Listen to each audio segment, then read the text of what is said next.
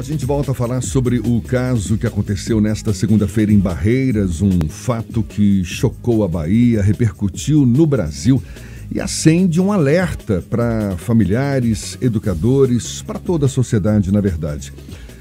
O caso do adolescente de 14 anos que invadiu uma escola em Barreiras, no oeste da Bahia, matou com tiros e golpes de facão uma jovem cadeirante de 19 anos.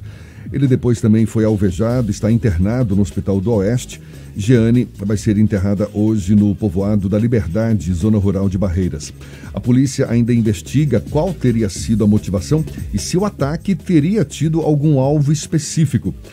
A gente então fala mais sobre esse caso e conversa agora com a médica psiquiatra Lívia Castelo Branco, nossa convidada aqui no Issa Bahia. Um prazer tê-la aqui conosco. Muito obrigado por aceitar nosso convite. Bom dia, doutora Lívia. Bom dia, vocês me ouvem bem? Sim, tá tudo certinho. Muito obrigado aí pela sua presença conosco aqui. Obrigada pelo convite.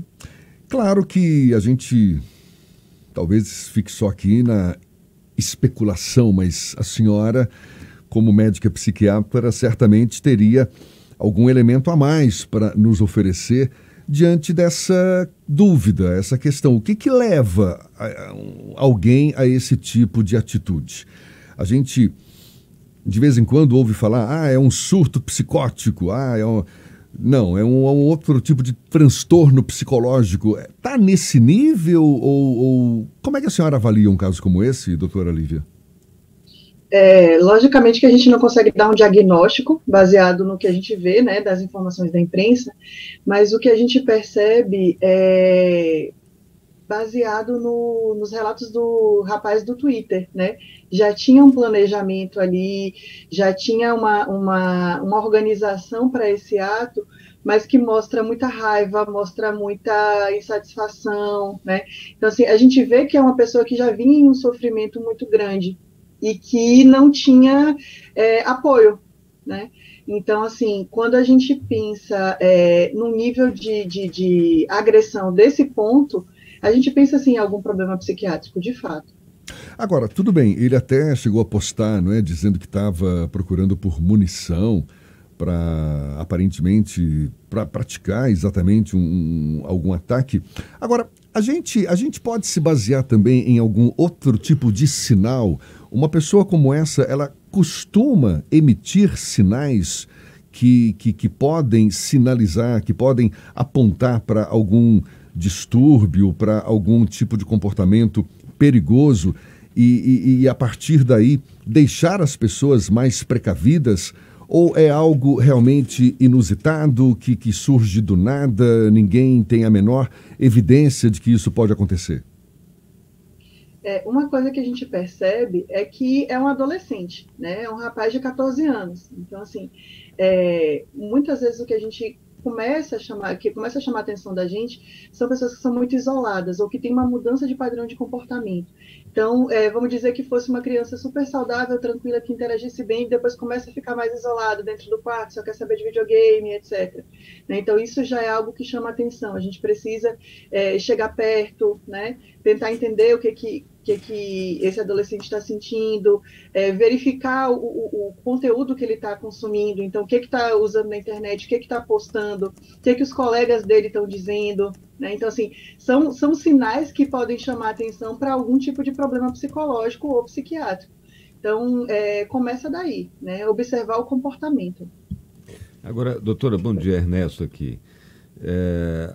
Tem havido um aumento de casos de violência, não necessariamente nesse nível de violência, mesmo de fúria, né, com a intenção de matar, mas conflitos entre estudantes dentro e fora da sala de aula, ou conflitos entre estudantes e professores, ou pessoas que trabalham nas escolas, ou conflitos no entorno das escolas. Isso tem sido verificado com a frequência maior do que no período anterior à pandemia, ou, fazendo a pergunta mais objetivamente, é possível estabelecer algum nexo, ainda que para provocar estudos e investigações, mas há alguma relação entre esse período de quarentena, de confinamento e depois a volta às aulas?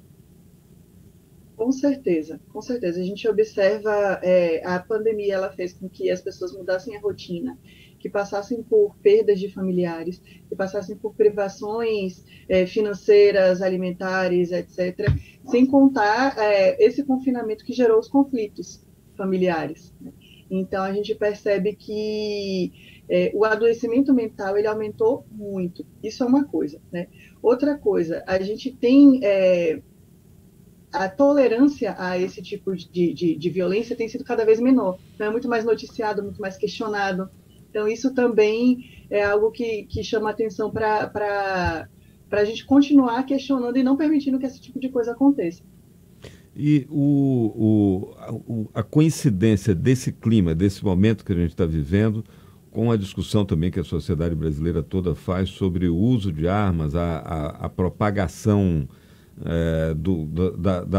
a ideia de que a posse da arma é um passaporte para a liberdade, como afirmação da liberdade. Tem esse conflito entre, ao mesmo tempo, um país que saiu de um estatuto do desarmamento alguns anos atrás, agora vive um movimento contrário em que a população civil se arma. E esses acidentes, em geral, são causados, esses acidentes são essas fatalidades, ou como queira chamar, são causadas, em geral, por armas encontradas dentro das próprias casas. As matérias estão apontando isso. Esse é um complicador.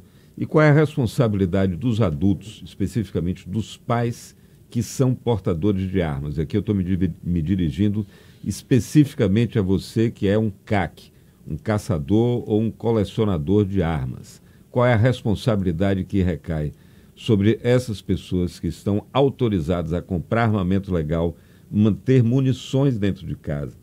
Qual é a responsabilidade adicional dessas pessoas, doutora?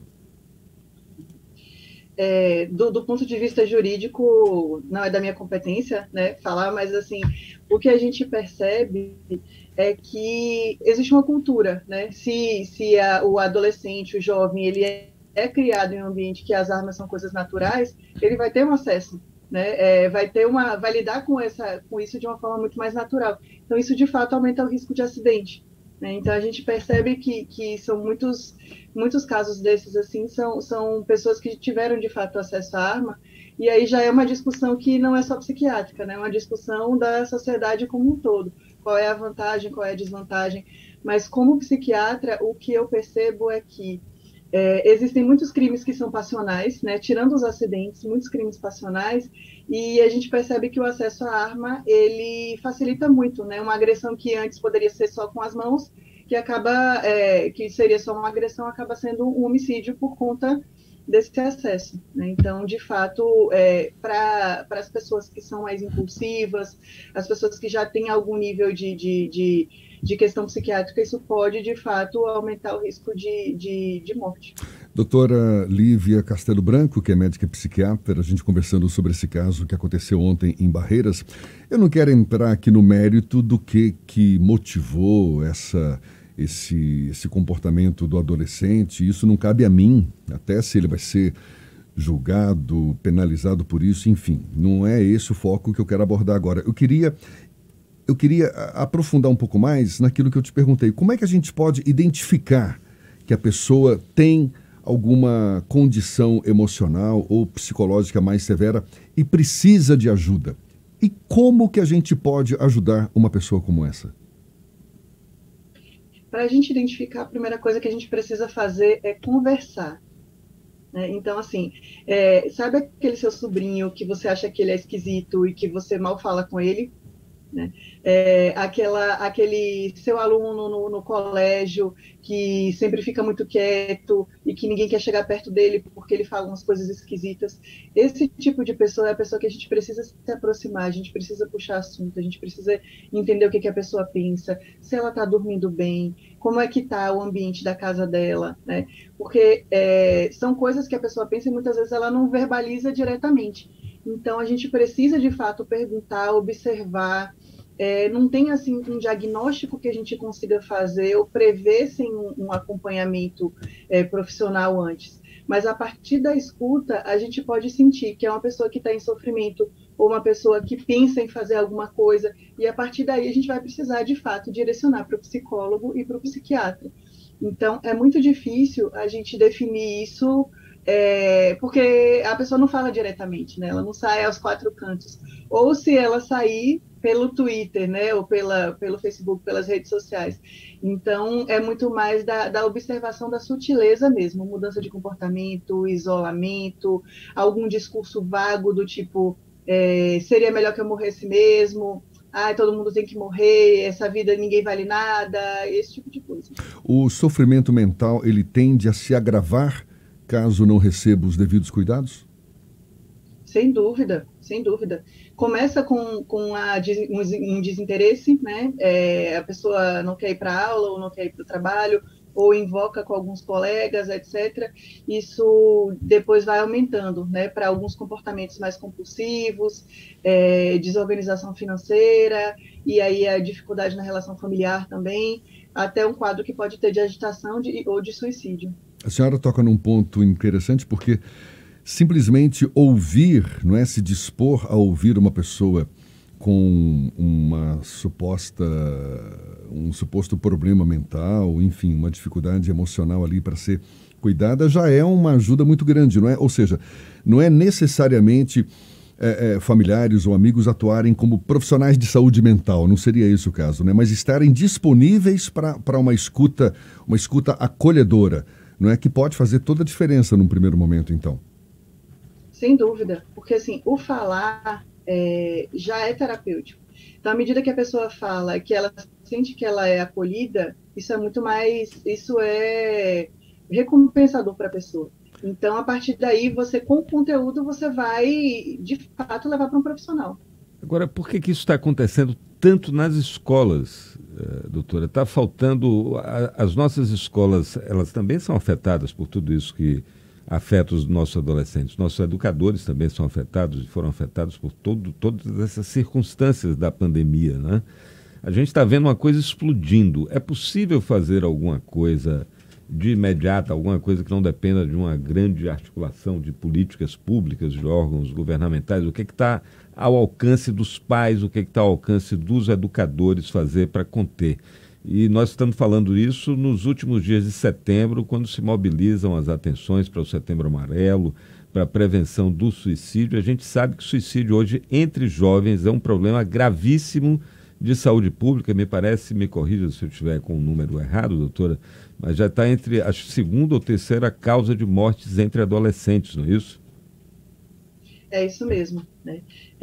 O que eu sugiro, né, além da questão dos pais estarem mais presentes, observar que tipo de conteúdo, quais são as amizades que os jovens estão tendo, com relação aos professores, né, capacitação, né, a coordenação pedagógica, de estar mais junto com os alunos, ver o que eles estão conversando, ver o que eles estão falando do coleguinha X e Y, né? A gente fala muito do pedagogo da escola, do psicólogo da escola, de estar ali atento, né, e conversando com esses alunos, para ver o que cada um traz, no final das contas, né? A gente pensa assim, um aluno desse que não estava frequentando as aulas, mas que já tinha esse tipo de publicação, provavelmente os colegas dele já suspeitavam de alguma coisa, já deu alguns sinais antes de dele. consumar, né? Deu Isso. Alguns sinais, é isso? Isso, exatamente. Esses sinais é que precisam ser percebidos, né, por quem está em volta, né? O que o Jefferson falou, às vezes uma boa conversa, como a senhora disse, é terapêutica até uma conversa. Então, eu queria, até para a gente encerrar, doutora Lívia, uma boa conversa, mas uma boa conversa sobre o que exatamente? Uma pessoa que está ali num aparente transtorno mental, como conduzir uma conversa boa, no sentido de poder ajudar essa pessoa? Às vezes eu fico aqui imaginando que a intenção pode ser até das melhores mesmo, mas, por exemplo, passar a ideia de que o transtorno mental é culpa da pessoa, ou que é responsabilidade dela estar naquele estado, isso não vai ajudar em nada, não é? Exato. O que a gente precisa é de uma postura que seja acolhedora e de não julgamento, né? Então, de colocar que você está preocupado com aquela pessoa. Olha, eu estou notando que você está diferente, isso me deixa preocupada, isso me deixa triste, você não está indo para a escola, você não está indo trabalhar, né? Sua vida está diferente. Então, assim, como é que eu posso te ajudar? Me conta o que você está sentindo, né? Então, a partir daí, a gente pode ver o que a pessoa diz. Pode ser que ela diga, não tem nada acontecendo, está tudo bem, eu não quero falar sobre isso. E aí a gente vai precisar convocar outras pessoas e compartilhar essa responsabilidade. Talvez até levar um profissional em casa, algo nesse sentido.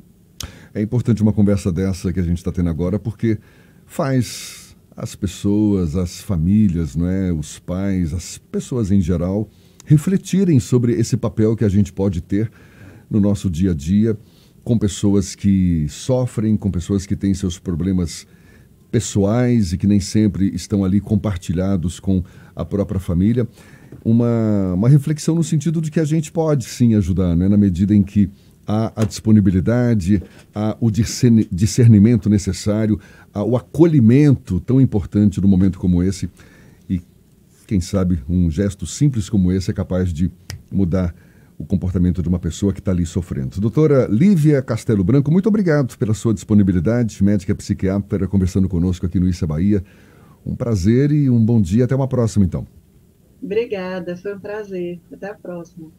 A gente lembra que essa conversa vai estar disponível logo mais na íntegra nos nossos canais no YouTube, Spotify, iTunes, Deezer e Instagram.